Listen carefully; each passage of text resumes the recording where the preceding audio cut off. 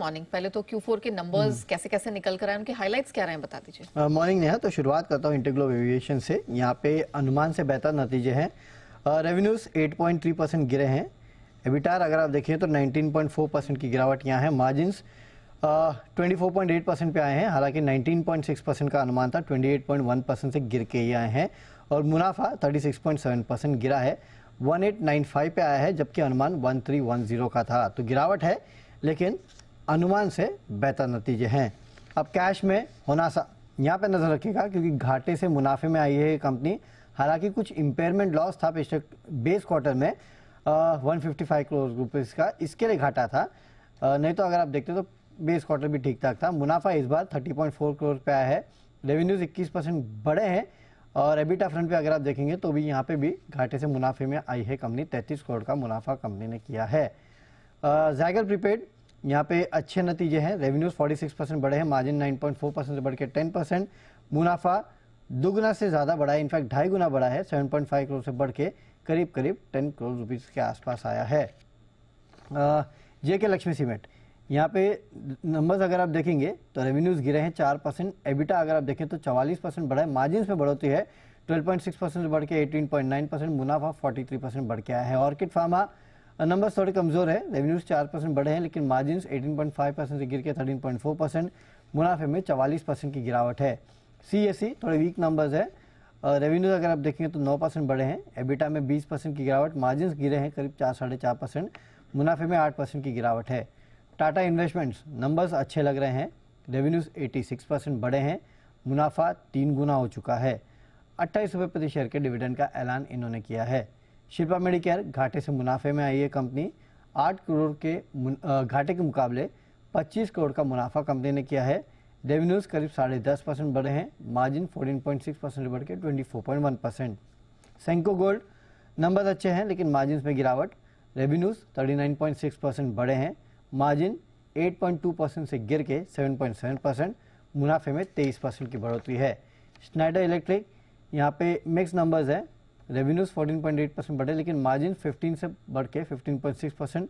मुनाफा 93% यहाँ पे गिर के आया है कंपनी का।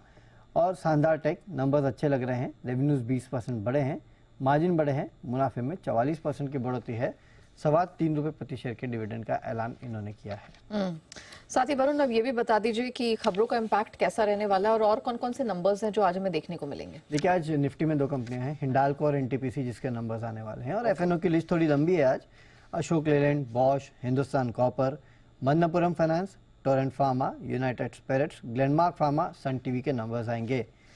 शेवियट, यहाँ पे बोर्ड बैठक है, नतीजों के साथ साथ बायबैक पे विचार करेंगे, तो नजर रखेगा। काफ़ी सारी एक्स डेट्स है आज, और काफ़ी सारे ट्रेडर्स फेवरेट काउंटर है जहाँ पे एक्स डेट्स है।